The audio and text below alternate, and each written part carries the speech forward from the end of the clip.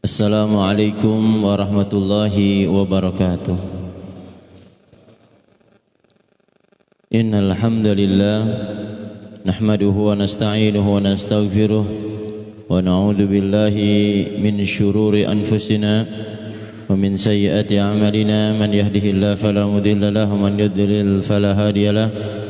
Asyhadu an la ilaha illallah wa la syarika lahu wa asyhadu anna Muhammadan abduhu wa rasuluhu la nabiyya wa la rasula ba'dah. Allahumma salli wa sallim wa barik wa an'im ala sayyidil mursalin nabiyyina Muhammadin sallallahu alaihi wasallam wa ala alihi wa sahbihi wa man tabi'ahum bi ihsanin ila yaumiddin. Wa qala Allahu jalla wa ala a'udzu billahi minasy syaithanir rajim. Ya ayyuhan nasu taqu rabbakumul ladzi khalaqakum min nafsin wahidah wa khalaqa minha zawjaha wa batha minhuma rijalan katsiran wa nisaa'a wattaqullaha alladzi tasaaluna bihi wal arham innallaha kana 'alaikum raqiba. Allahumma inna nas'aluka 'ilman nafi'an wa rizqan thayyiban wa 'amalan mutaqabbala. Allahumma a'inna 'ala dzikrika wa syukrika wa husni ibadatik. Rabbi shrah li sadri wa yassir li amri wahlul 'uqdatam min lisani yafqahu qawli. Rabbi zidni ilma warzuqni fahma ma ba'd. Ayyuhal akhwa azani Allah wa iyyakum rahimani wa rahimakumullah. Jamaah Masjid Al-Muhajirin yang mudah-mudahan senantiasa dalam naungan rahmat Allah Subhanahu wa taala. Alhamdulillah, segala puji hanya milik Allah, Zat yang telah memberikan banyak nikmat dan karunia. Segala puji hanya milik Allah, Zat yang telah memudahkan semua urusan kebaikan kita, Zat yang telah melindungi kita dari segala keburukan, Zat yang senantiasa menuntun kita kepada jalan keselamatan. Allah Subhanahu wa taala adalah Zat yang maha baik, yang tidak satupun kebaikan kita rasakan kecuali bersumber darinya. Oleh karena itu, sudah selayaknya, sudah sepantasnya kita senantiasa bersyukur atas nikmat dan karunia yang begitu banyak Allah berikan, bukan hanya kepada kita saja, tetapi kepada keluarga yang kita cintai, kepada anak dan istri yang kita sayangi. Tentu nikmat yang banyak ini harusnya menjadikan kita semakin dekat kepada Allah dengan berbagai macam ketaatan, dengan berbagai macam rangkaian ibadah sebagai bentuk rasa syukur kita atas nikmat yang telah Allah berikan kepada kita. Mudah-mudahan rangkaian-rangkaian ibadah kita juga diterima oleh Allah Subhanahu wa taala. Pagi hari ini kita sudah melaksanakan kewajiban kita, yaitu melaksanakan salat subuh secara berjamaah, dan ini nikmat dan karunia yang besar dari Allah Subhanahu wa taala. Bahkan kata Nabi yang mulia sallallahu alaihi wasallam, orang siapa yang salat subuh berjamaah, maka faka'annama, dicatat baginya itu seperti salat malam semalam suntuk. Jadi pahalanya luar biasa ya. Orang yang bisa salat subuh berjamaah dicatat seperti orang salat sunnah semalam suntuk, semalam penuh. Kalau salat isya itu nisfal lail, separuh malam salat sunnahnya. Tapi kalau bisa salat subuh berjamaah, maka Allah akan berikan karunia yang besar, yaitu dicatat baginya seperti orang yang bisa salat sunnah semalam suntuk. Masya Allah. Ini ganjaran yang tidak sedikit, ini pahala yang tidak sedikit, ini pahala yang amat sangat besar yang Allah siapkan bagi hamba-hambanya yang senantiasa bisa bangun di pagi hari mengharapkan ridhonya Allah Subhanahu wa taala. Bahkan kata Nabi yang mulia sallallahu alaihi wasallam, ya, barang siapa yang salat subuh berjamaah fahuwa fi dhimmatillah, ya, maka orang itu dalam perlindungan Allah. Di hadirin sekalian, tidak ada perlindungan yang paling utama kecuali datangnya dari Allah. Ya. Orang yang salat subuh secara berjamaah fahuwa fi dhimmatillah, maka dia dalam naungan perlindungan Allah. Ini garansi. Makanya bersyukur hari ini ya kita bisa salat subuh, maka mudah-mudahan hari ini dan seterusnya kita mendapatkan perlindungan dari Allah Subhanahu wa taala.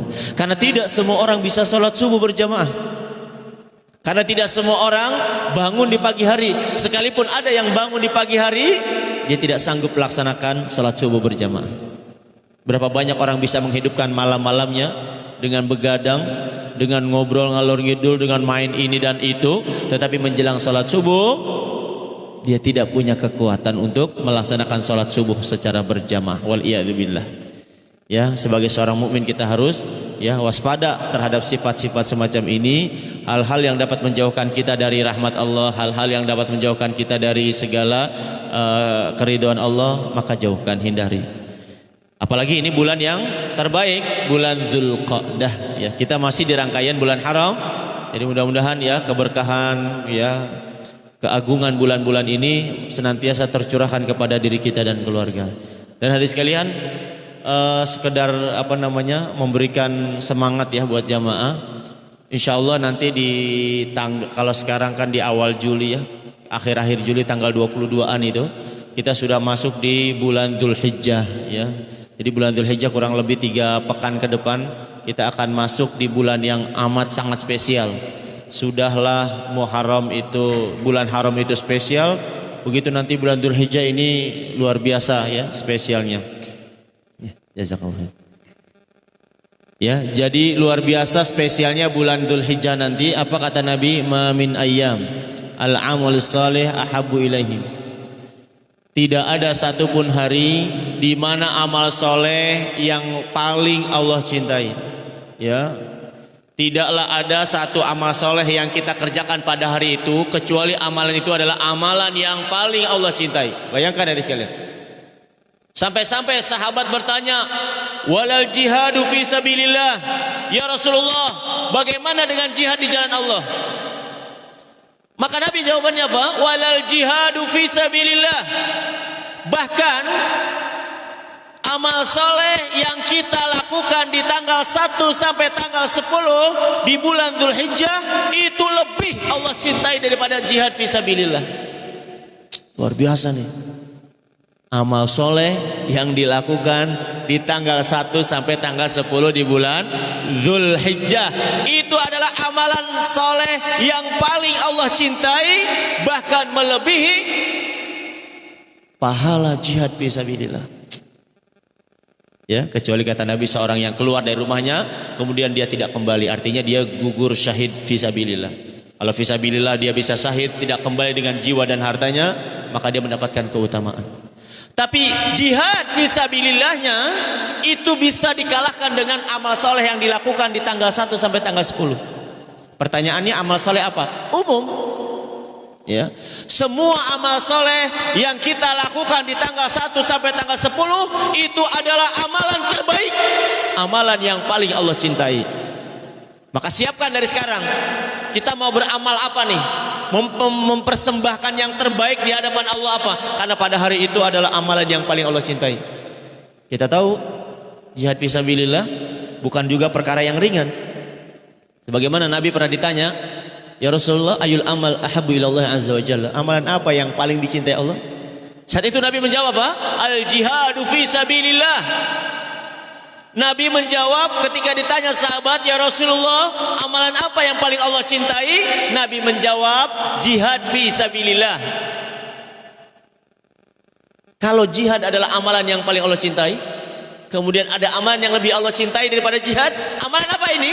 Amal soleh yang dilakukan di tanggal 1 sampai tanggal 10 di bulan Dzulhijjah. Masya Allah, luar biasa, kita tidak membayangkan ya amalan luar biasa ini.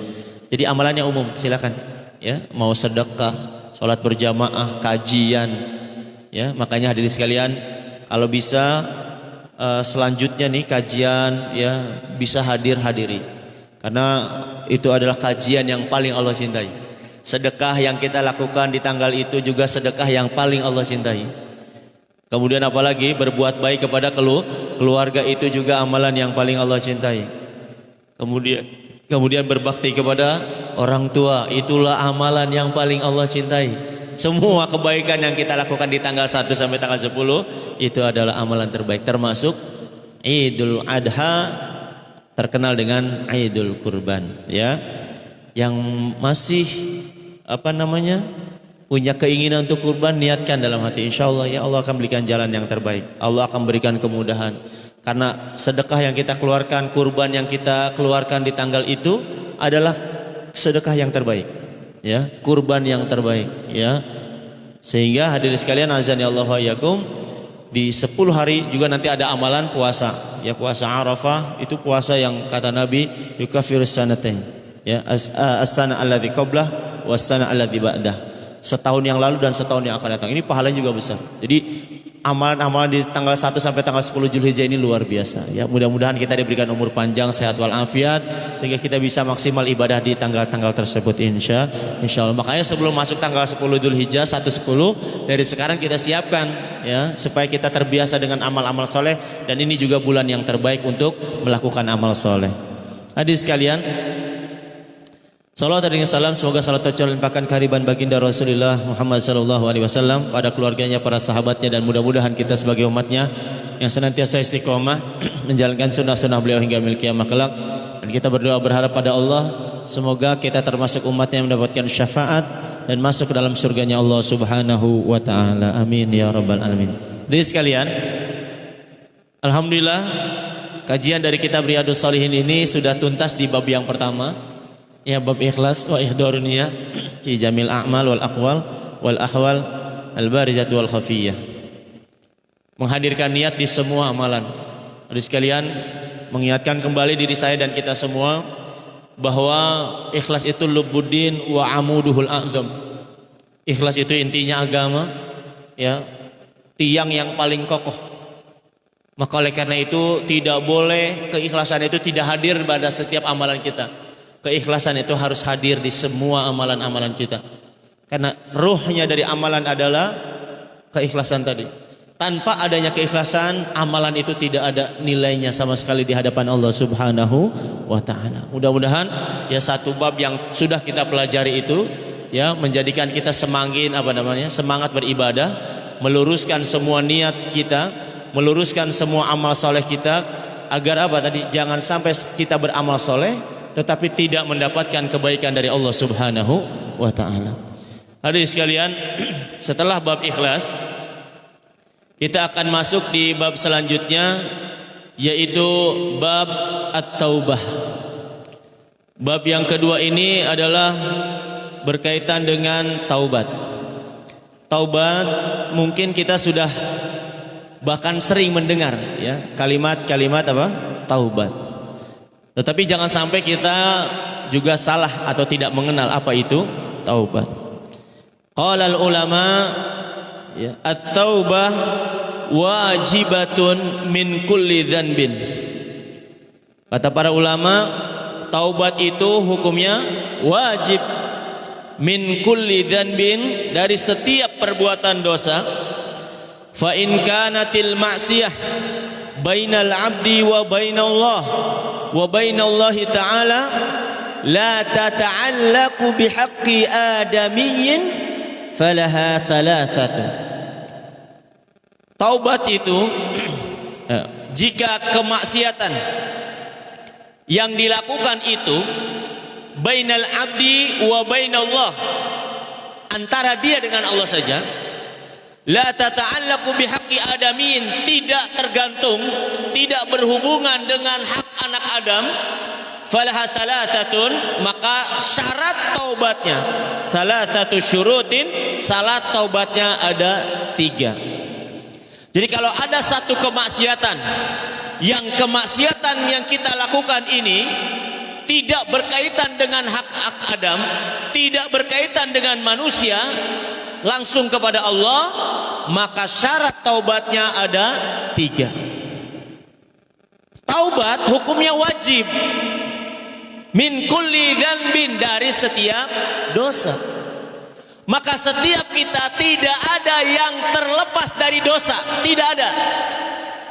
Di ruangan ini semua pernah terjerumus ke dalam kemaksiatan.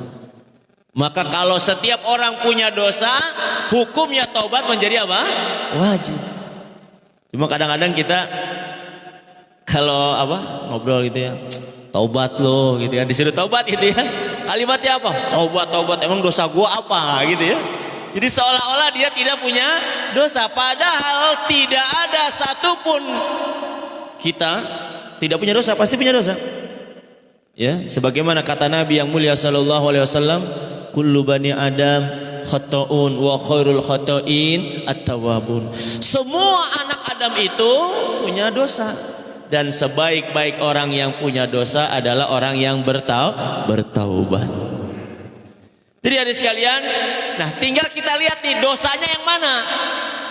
Berarti ada dua nih dosanya ya. Yang pertama kata para ulama, kalau dia dosanya langsung kepada Allah, tidak berkaitan dengan hak anak Adam, maka syarat taubatnya tiga. Yang pertama, an yuqli'a 'anil ma'siyah. Syarat taubat yang pertama adalah dia berhenti melakukan kemaksiatan, stop. Ya. Wathani, yang kedua, an yandama ala fi'liha, menyesal telah melakukan perbuatan itu. Watsalits, dan yang ketiga adalah apa? An ya'zima alla ya'uda ilaiha abada. Yang ketiga, syarat taubat kalau dosa itu langsung kepada Allah adalah dia bertekad tidak akan mengulanginya lagi. Ya, abada, selamanya. Jadi bayangkan hadis sekalian, kemaksiatan, dosa yang kita lakukan itu syarat taubatnya harus memenuhi tiga unsur ini. Bahkan kata para ulama, lam tasihha taubatuhu, ya, dan tidak akan, fa in fuqida ahadu tsalatsa lam tasihha taubatuhu. Kalau tidak tiga, maka syarat taubatnya tidak diterima. Bayangkan hadis sekali. Jadi kalau tiganya ini tidak terpenuhi, hanya dua, maka tidak diterima taubatnya. Bayangkan coba. Ini syarat taubat gak banyak. Ya, syarat taubat cuma berapa? Cuma 3. Ya, Pancasila aja 5. Ya, rukun Islam 5, rukun iman 6. Syarat taubat cuma berapa? 3, sedikit. Ya. Maka tidak ada halangan kita untuk bertobat. Sedikit sekali. Cuma 3. Yang pertama, berhenti. Yang kedua, menyesal. Yang ketiga, bertekad tidak mengulanginya lagi. Ini kalau syarat, kalau dosanya kepada siapa? Kepada Allah langsung. Tetapi hadis sekalian, wa in kanatil ma'siyah tata'allaqu bi adamiyyin fasyurutuha arba'atun. Kalau dosanya kepada manusia, nah ini ya, tadi langsung kepada Allah, tidak berkaitan dengan hak anak Adam. Sekarang ini dosanya ada hubungannya dengan manusia, maka syarat tobatnya menjadi arba'atun, menjadi 4. Ini rada-rada naik dikit ya. Tadi 3, sekarang 4. Hadhihi tsalatsa. 3 sama tuh. Syarat yang 3 sama aja ya. Yang pertama berhenti, yang kedua menyesal, yang ketiga bertekad tidak mengulangi lagi. Tetapi kalau dosa dia kepada manusia, syarat tobatnya 4 ditambah 1 lagi. Apa 1 laginya? An yabra'a min haqqi sahibiha. Hendaklah dia mengembalikan hak-hak saudaranya. Fa in kanat malan aw nahwahu raddahu ilaih. Kalau berkaitan dengan harta dan semisalnya, kembalikan hartanya yang pernah kita apa? Ambil. Ya, berkaitan dengan uang, berkaitan dengan harta, berkaitan dengan milik saudaranya yang pernah kita ambil, syarat taubatnya kembalikan. Kemudian wa in kana hadda qadfin wa nahwahu makkannahu minhu aw talaba afwahu. Bukan hanya harta yang diambil, bukan hanya barang yang diambil, tetapi kehormatan, nama baik seseorang yang kita pernah rusak, maka kembalikan nama baiknya, atau kita meminta maaf kepada orang tersebut. Luar biasa di sekalian. Ini dosa kepada manusia ternyata tidak mudah ya. Kalau kita langsung kepada Allah cuma berapa? Cuma 3. Tapi kalau kemaksiatan atau dosa yang kita lakukan kepada manusia, maka syarat taubatnya menjadi berapa? Menjadi 4. Mari kita rinci di antara kemaksiatan yang sering kita lakukan, supaya nanti kita tahu bagaimana cara kita bertaubat kepada Allah Subhanahu wa ta'ala. Jangan sampai yang 3 atau 4 syarat ini tidak terpenuhi. Karena kata para ulama, 1 saja tidak terpenuhi, maka taubatnya tidak diterima. Taubatnya tidak diterima.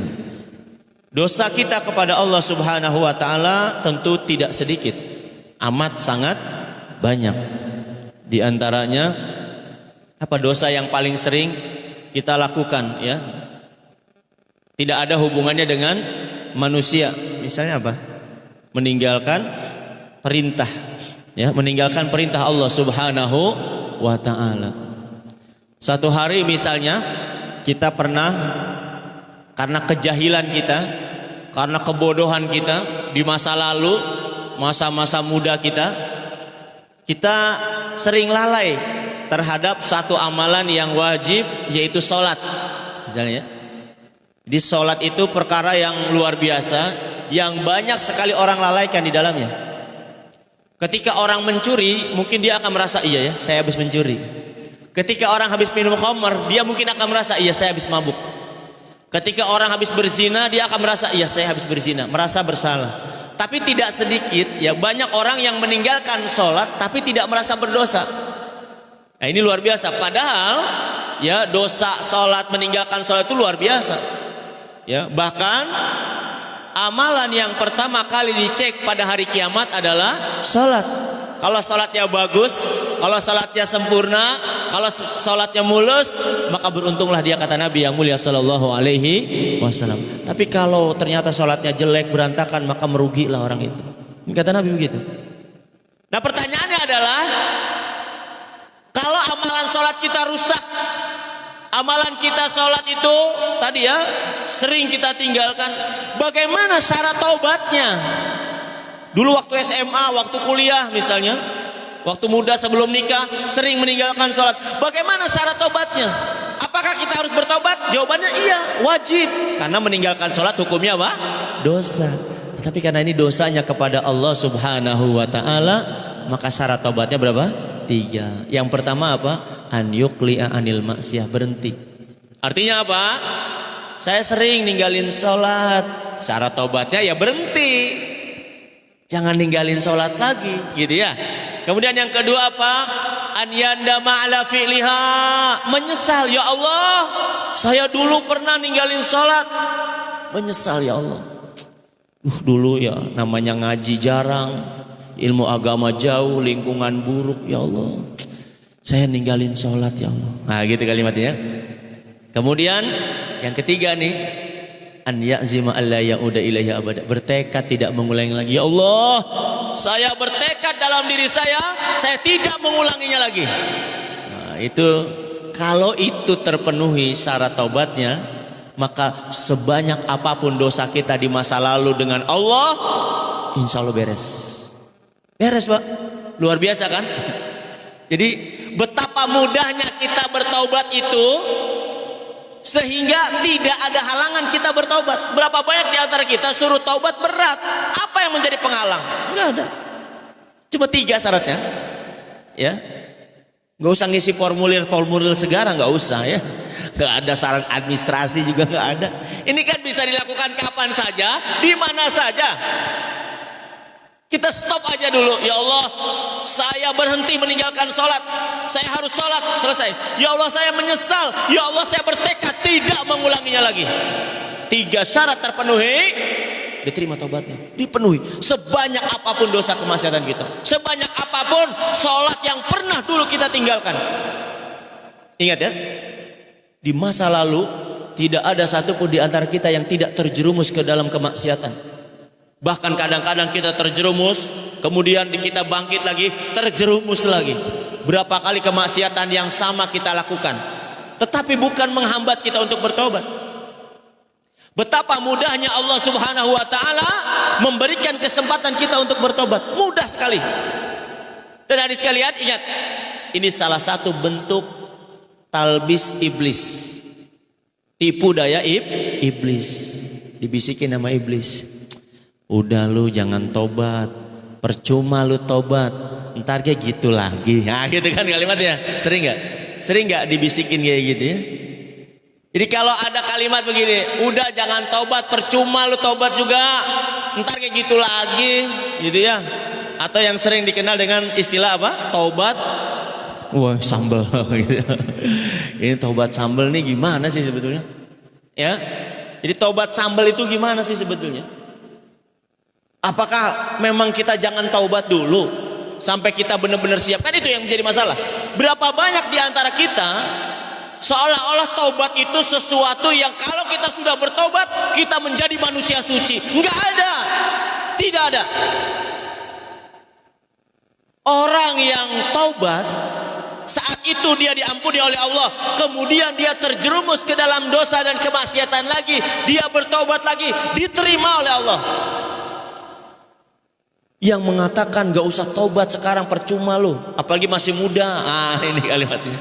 Ya elah, masih muda lo, udah jangan taubat dulu, taubat mah entar kalau udah aki-aki gitu ya, kalau udah tua baru taubat. Nah sekarang masih muda begini mah godaan masih banyak, udah ya jangan taubat. Nah ini adalah tipu daya setan.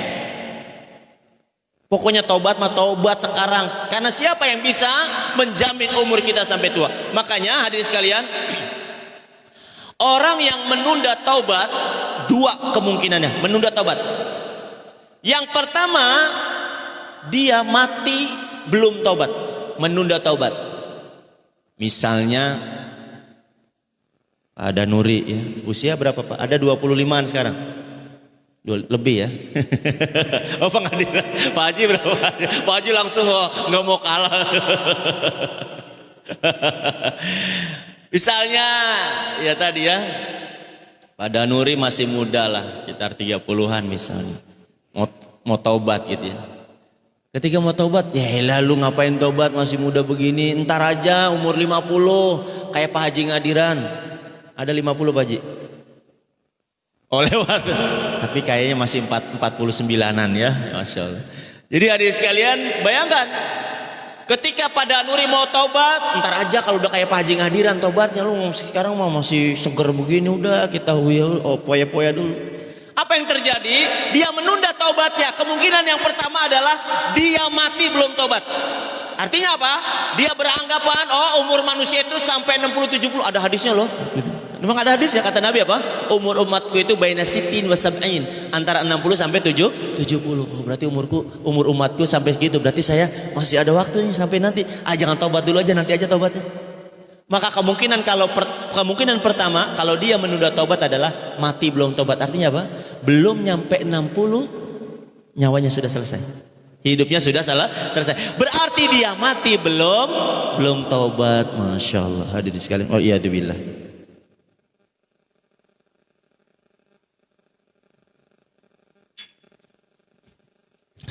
Jadi ada orang yang menunda taubat, berarti dia mati belum taubat. Itu kemudian yang pertama. Kemungkinan yang kedua, ternyata benar umurnya panjang. Dari 30 tahun tadi suruh taubat, ternyata umurnya 70 jatah umurnya. Jangan GR dulu. Kenapa? Yang kedua ini, orang yang diberikan umur yang panjang, karena dia menunda taubat, kemungkinan yang keduanya adalah dia tetap tidak bertaubat. Masya Allah. Ini yang ngeri nih. Ini yang ngeri.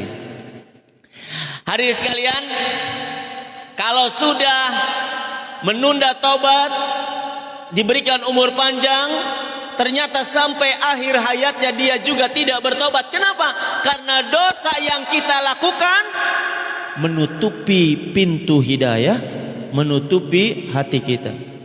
Karena Nabi mengibaratkan apa? Dosa itu seperti kotoran, Pak. Hati itu. Jadi begitu kita berbuat dosa, ada satu titik hitam di dalam hati kita. Satu dosa cetok, satu dosa cetok terus. Ibarat pakaian ya, kita punya baju nih, ada satu noda, nggak dicuci nggak, antar aja dah. Habis kena kopi, antar aja dah. Habis kena bakso, entar aja dah. Habis terus makin banyak noda di dalam baju kita. Kemungkinan jadi bersih nggak bajunya nanti walaupun dicuci? susah nyucinya. Ujung-ujungnya apa? Banyak buat, udah dah, ribet banget, udah buang aja. Nah itu akhirnya gitu. Karena kita menunda tadi.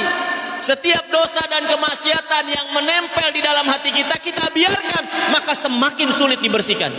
Semakin sulit kita nanti bertobat. Ya Allah. Bayangkan hadis sekalian.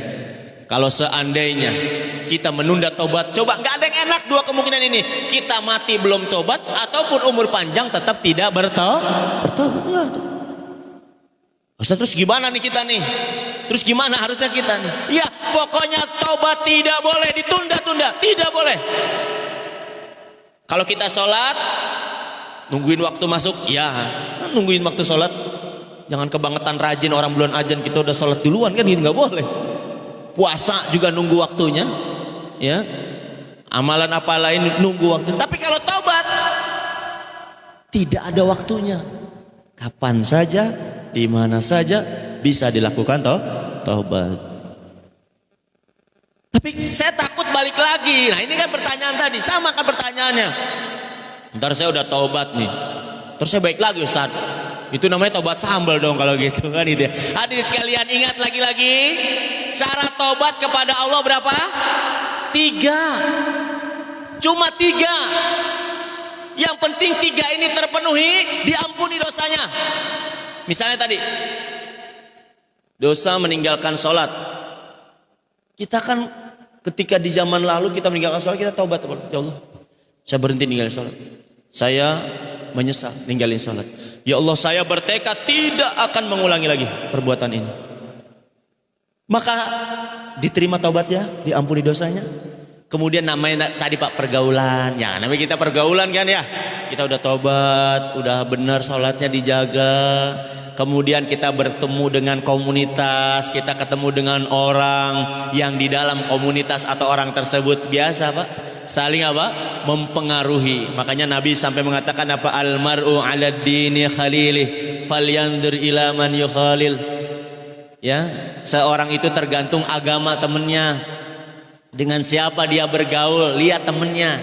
Kalau agama temennya bagus, insya Allah dia jadi bagus. Kalau agama temennya buruk, wah, tidak menutup kemungkinan dia menjadi apa? Menjadi buruk. Maka ketika itu terjadi, tadi komunitas tadi kan ya, terus bergeser, ternyata kita ninggalin sholat lagi. Kalau kita ninggalin sholat lagi, ya tobat lagi, selesai gitu maksudnya. Loh, kok kayaknya gampang banget? Iya memang gampang. Bukan ngegampangin tobat ya, bukan. Tetapi tobat itu gampang. Jangan begini, udah bikin dosa aja, ntar tobat. Itu nggak boleh. Itu beda lagi ya, beda lagi nih. Udah, misalnya minum apa? Minum khamr ya, mabok misalnya. Udah mabok aja gampang, ntar kita taubat. Nah itu nggak boleh itu yang begitu ya. Karena apa? Syarat taubat tidak mengulanginya lagi. Kalau itu direncanakan tidak? Direncanakan. Kalau tadi mah udah minum aja ntar kita taubat. Habis taubat ya minum lagi. Ya gitu ya. Habis taubat minum lagi. Berarti taubatnya diterima tidak? Tidak. Ini yang taubatnya tidak diterima. Dia merencanakan kemaksiatan setelah dia bertobat. Misalnya ada apa? PSK ya.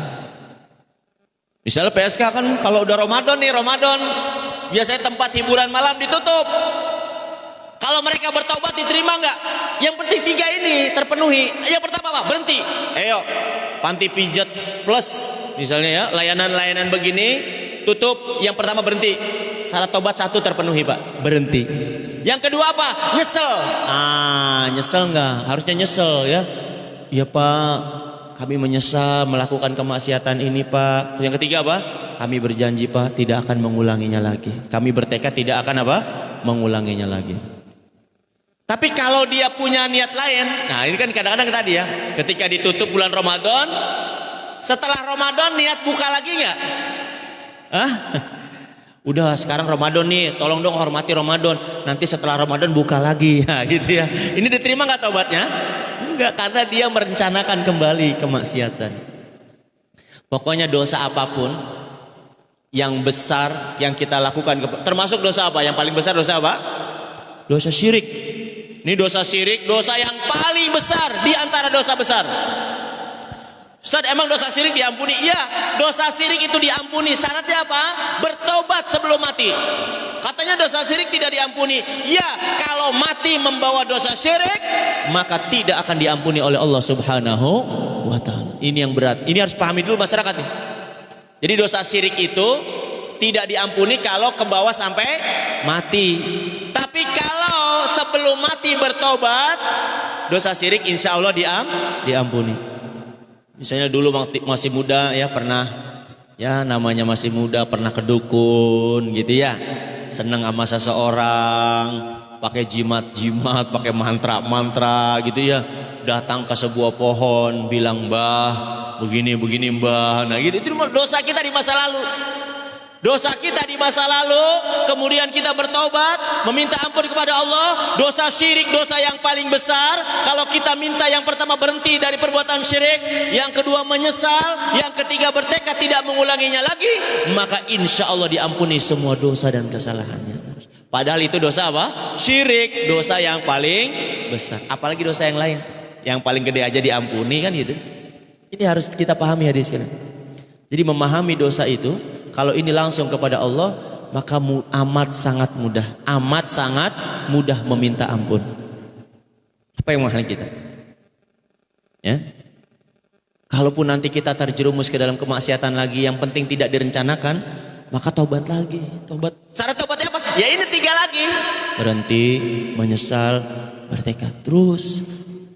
Sebulan lagi terjerumus lagi, ya tobat lagi. Setahun lagi terjerumus, ya tobat lagi. Setiap kita berbuat kemaksiatan, terjerumus ke dalam kemaksiatan, kembali kepada Allah Subhanahu wa ta'ala.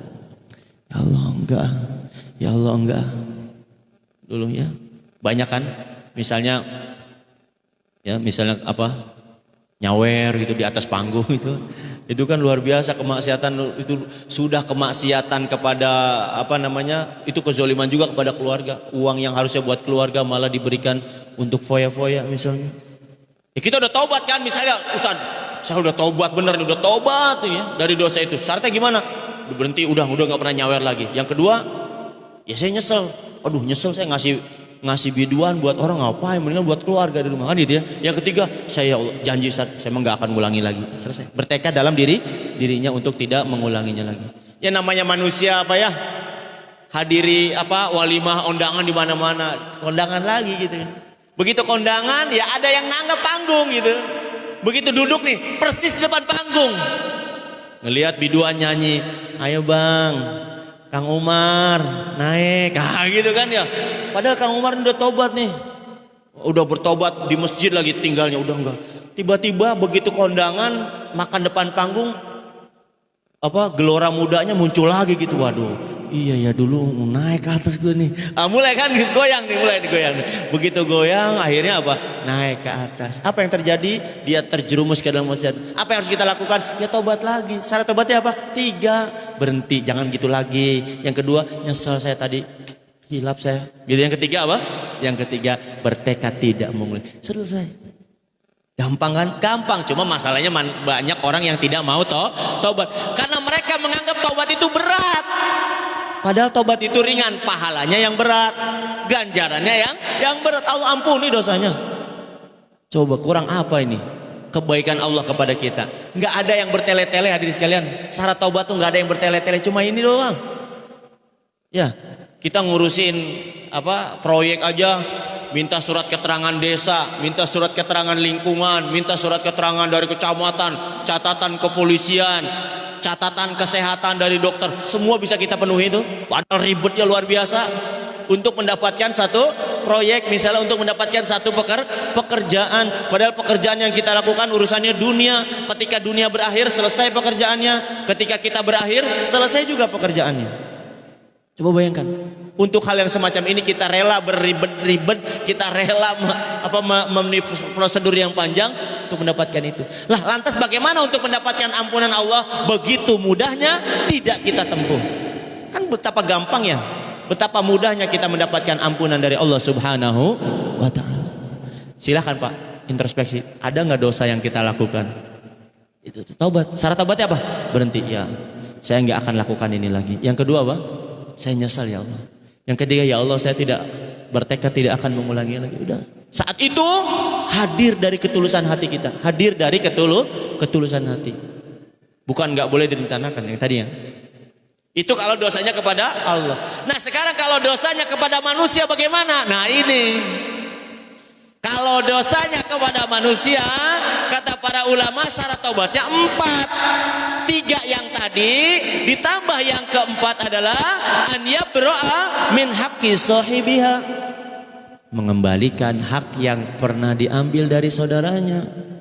Jadi nggak gampang kalau punya dosa kepada manusia. Ya, misalnya Pak Haji pinjam duit Pak ke Pak Danuri misalnya. Pak Danuri, saya minjem duit dong 1 juta misalnya. Setelah sekian lama nggak bayar. Dosanya bukan hanya ke sini, semua dipinjemin. Tiba-tiba apa? Ya Allah, saya banyak dosa nih kan gitu kan ya. Ya Allah, saya berhenti minjem duit. Saya mau bertobat dari hutang. Saya berhenti minjem duit ya Allah. Kemudian yang kedua, saya nyesel pernah ngutang ya Allah. Yang ketiga, saya janji ya Allah nggak akan ngutang lagi. Cukup syarat taubatnya? Cukup syarat taubatnya? Enggak, ada satu lagi. Apa yang terakhir? Bayar gitu. Ini ribet kalau sama manusia nih dosanya. Kenapa? Karena syarat yang keempat ini memang menentukan dia. Kalau kepada Allah mau beres, sebanyak apapun dosanya, bahkan dosa syirik habis. Kalau kita bertaubat, ya Allah nyesal pernah syirik, ya Allah saya berhenti berbuat syirik, ya Allah saya bertekad tidak akan kembali lagi kepada kesyirikan.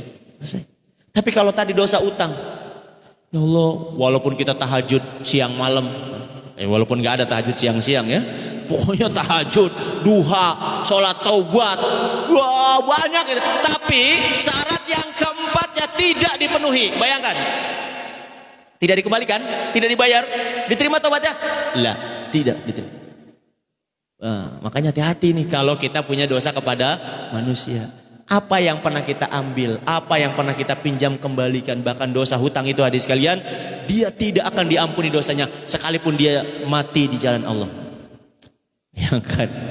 Sekalipun dia mati di jalan Allah, maka dia tidak diampuni dosanya. Apalagi matinya di kasur, lagi matinya di rumah sakit. Orang yang mati di jalan Allah saja dosanya tidak diampuni, dosa hutangnya. Bahkan Nabi pernah tidak mensolatkan jenazah yang punya hutang. Luar biasa. Cuma bukan berarti tidak disolatkan jenazahnya, tidak. Nabi tidak mensolatkan. Jadi ada beberapa kasus Nabi tidak mau mensolatkan jenazah karena dosa yang dilakukan. Salah satunya adalah ada orang yang punya hutang, ya, sampai Nabi tidak mau mensolatkan. Bukan berarti tidak disolatkan oleh jamaah yang lain, disolatkan, tapi Nabi tidak mau mensolatkan sebagai hukuman. Nabi begitu. Ya, sampai Nabi tidak mau mensolatkan jenazah. Bukan berarti besok ada jamaah yang punya utang, jangan disolatin, jangan gitu mah ya. Ini mah Nabi ya, ini Nabi menghukumnya. Nabi nggak mau solatin. Kalau dia masih punya utang, bayar utangnya baru Nabi mau mensolatkan jenazahnya. Jadi tidak mudah dari sekalian. Apalagi dosa kepada manusia, korupsi.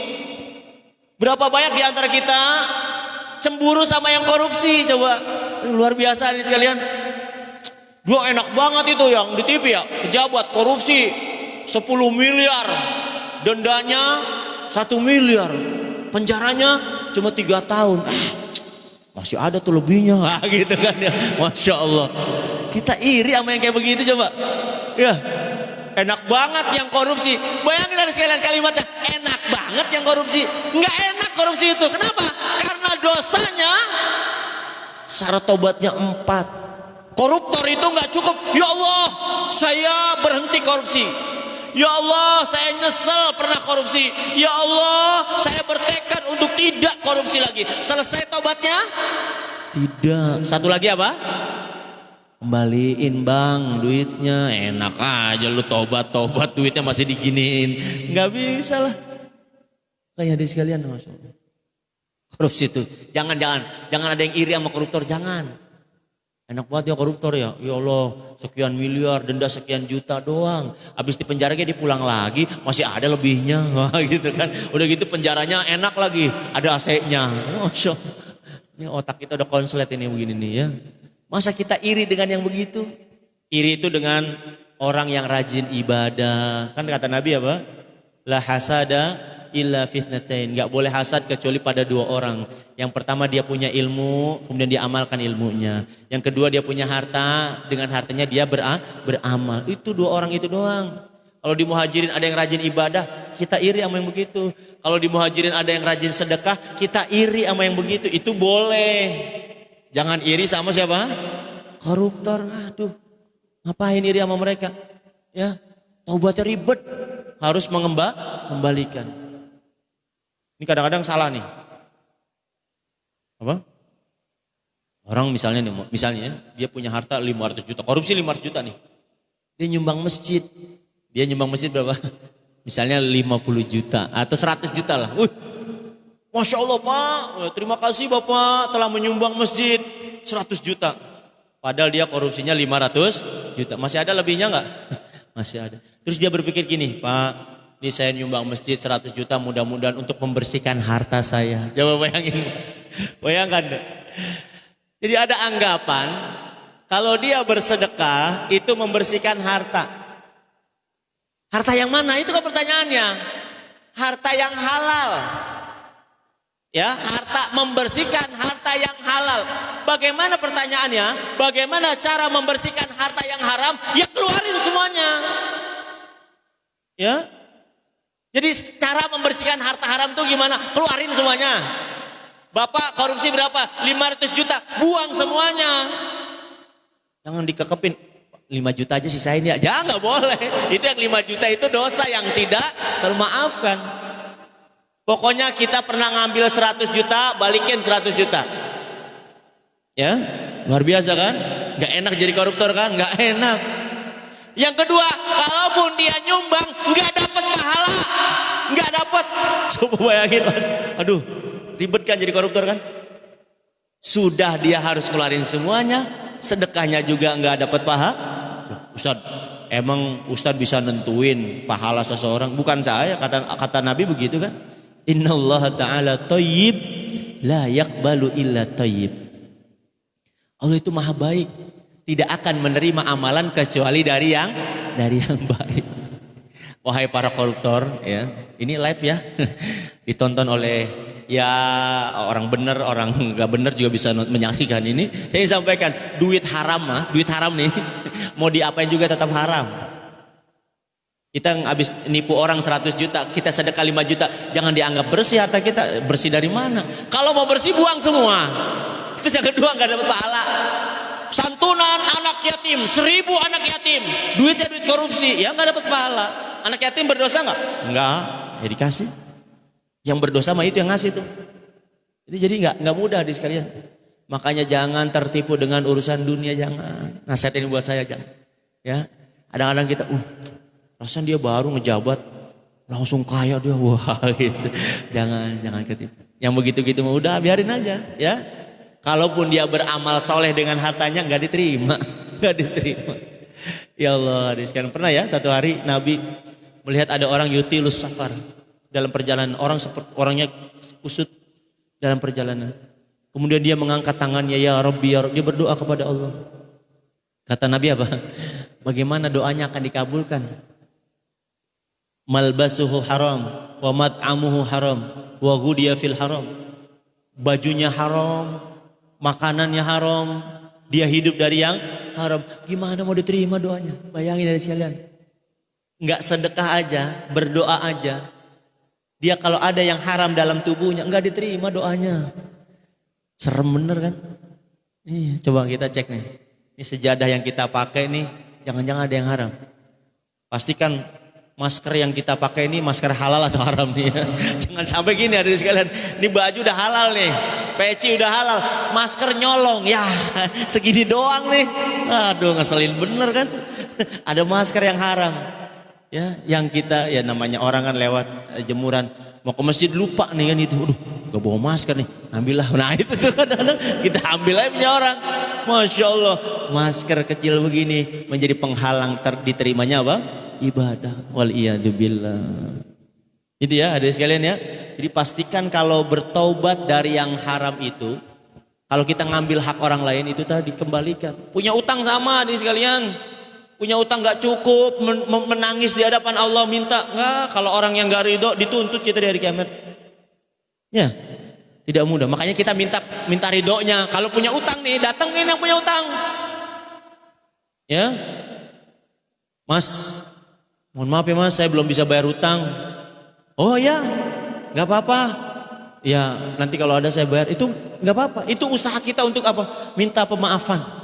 Maafin ya Mas ya, saya belum ada sampai hari ini. Khawatir kita meninggal. Makanya kan ketika meninggal ditanya, apakah ada di antara jamaah yang punya hutang piutang dengan mayit? Nanti hubungi kami keluarganya. Kenapa? Karena nggak ada keringanan untuk itu. Ya, berat urusannya. Ya, pastikan kita mati tidak membawa apa? Hutang, karena dosa berkaitan dengan manusia. Termasuk tadi, bukan hanya harta ya. Kalau harta gampang kita kembaliin. Bagaimana dengan nama baik? Hati-hati ini sekalian. Siapa di antara kita yang pernah menjatuhkan kehormatan saudaranya? Gosip, gibah, gimana cara taubatnya? Gak cukup kita minta ampun kepada Allah. Kita minta dihalalkan kepada orang yang pernah kita gibahi. Aduh, makin berat ini ya. Ya Allah, kadang-kadang kita main share di media sosial, informasi yang tidak jelas, informasi yang tidak ada sumbernya kita main share, kemudian kehormatan seseorang terganggu, kehormatan seseorang rusak di hadapan. Cara tobatnya gimana? Ya minta maaf sama orang yang pernah kita sakiti, kemudian yang kedua minta ridhonya, dan hadirin sekalian, tadi ya kita bersihkan nama baiknya, kembalikan haknya. Dia sudah kita rusak nama baiknya, kita kembalikan nama baiknya. Ustadz, saya udah minta maaf, tapi nggak dimaafin, gitu ya. Ini permasalahan juga nih ya. Saya udah minta maaf nih. Misalnya Pak Danuri dengan Pak Nurman, misalnya ada masalah gitu ya. Biasanya yang salah Pak Danuri apa Pak Nurman nih? Pak Danuri, oke. Misalnya Pak Nurman ini kan, ya namanya Pak Nurman kan, jiwa-jiwa muda pernah salah sama Pak Danuri. Pak Danuri, maafin saya ya. Saya kemarin ngomongin Pak Danuri begini-begini sama orang. Terus Pak Danuri nggak maafin. Enggak saya maafin. Dosa nggak Pak Danuri? Dosa nggak? Nggak maafin Pak Nurman, dosa nggak? Dosa, dosa katanya. Hadirin sekalian, saya ingin katakan begini. Memaafkan itu hukumnya tidak wajib. Ini, jangan tidur nih. Kalau tidur nanti salah tangkap nih. Memaafkan itu hukumnya apa? Tidak wajib. Tapi kalau bisa memaafkan itu lebih baik. Jadi memaafkan itu hak si korban. Jadi kalau Pak Nurman minta maaf, Pak Danuri maafin saya ya, kagak. Dosa lu ya nggak maafin gua. Nah itu nggak begitu, enggak. Kita kan kadang-kadang lebih gampang banget begitu kan. Maafin saya ya. Enggak, saya sakit hati. Biarin aja dosa lu. Gitu. Ya Allah, udah sakit hati dapat apa? Dosa, kesian amat tuh orang. Iya. Makanya kita punya hak Pak untuk memaafkan atau tidak. Tapi kalau kita memaafkan itu lebih utama. Memaafkan lebih utama. Tapi kalau tidak memaafkan itu hak dia. Enggak saya maafin. Saya mau nuntut nanti di akhirat. Berat itu yang begitu. Saya mau nuntut Anda di akhirat. Di akhirat aja Pak. Di dunia mah peradilan di dunia mah namanya manusia kadang-kadang begini peradilannya. Di akhirat peradilan yang sesungguhnya. Jadi maksud saya gini. Kenapa kenapa ini saya sampaikan? Berarti kita harus hati-hati menyakiti orang lain tuh nggak gampang. Jangan gampang menyakiti orang lain. Ah gampang, tapi gue minta maaf ke beres. Enggak. Kalau dia nggak maafin nggak beres urusannya. Bahkan berapa banyak di antara kita Pak orang yang sakit hati dengan kita malah diomelin. Misalnya gini nih, saya contohnya Pak Danuri dengan Pak Nurman misalnya. Bercanda nih, terus Pak Danuri sakit hati. Wah Pak Nurman, saya tersinggung Pak Nurman bercandanya kayak gitu. Maafin saya ya. Ah elah Pak Danuri gitu aja, sakit hati. Apa namanya kalau bahasa anak mudanya? Yang mudah tersinggung apa namanya? Ah baper, ya baper itu. Ah gitu aja ngambek, cengeng. Ya Allah, udah dia sakit hati ditambahin coba. Kita nih akhlaknya luar biasa Pak. Kita bercanda nih, dia sakit hati. Bukannya kita minta maaf, malah diomelin. Lah gitu aja ngambek lu mah. Ah cemen lu gitu. Ya Allah. Kalaupun dia tersinggung, itu hak dia. Harusnya kita minta maaf. Maafin saya Pak, saya nggak tahu kalau Bapak ini mudah tersinggung. Gitu dong. Malah diomelin, ya cemen banget baru begitu. Ya gitu kan. Wah, itu udah sakit hati, diledekin pula, ya salam. Ya, mudah-mudahan di sini nggak ada ya. Kalau ada begitu ya kita minta maaf, minta ridhonya. Karena dosa kita tidak diampuni sebelum dia memaafkan. Ya, jadi hadirin sekalian azan ya Allah wa iyyakum, hati-hati sekali. Hubungan kita harus baik. Tetangga, jamaah ya, hati-hati sekali kata-kata yang keluar itu jangan sampai menyakiti orang lain. Ya, oleh karena itu hadirin sekalian azan ya Allah wa iyyakum. Ini syarat taubatnya ada 3 kalau kepada Allah, kepada manusia ada 4. Lebih mudah kepada Allah, agak berbelit kepada manusia. Maka hubungan akhlak mulia itu menjadi kunci kita dalam membangun masyarakat. Percuma orang rajin sholat, puasa rajin, baca Quran rajin, ke masjid rajin, tapi dengan tetangganya kata-katanya kasar. Dengan orang minjem nggak pernah balikin duitnya. Waliyadzubillah. Ya. Ini harus kita luruskan akhlak seperti ini ya. Jadi jangan sampai kita dengan Allah hubungan baik, tapi kepada manusia kita buruk. Nasihat ini buat saya. Apalagi saya ya sering megang mic nih, barangkali banyak kehilapan, banyak kesalahan, menyakiti jamaah dan sebagainya. Saya mau dibukakan pintu maaf yang seluas-luasnya, minta ridhonya. Ustadz, saya nggak maafin Ustadz. Ya sudah gitu kan gitu. Enggak, dosa lu ya, Ustadz nggak dimaafin. Nah, itu nggak bisa juga. Nah, manusia juga punya apa? Punya hak. Saya nggak maafin. Ya sudah. Nanti kita hitung-hitungannya di mana? Di akhirat. Wal iyadzubillah. Ngeri Pak kalau hitung-hitungannya di mana? Di akhirat.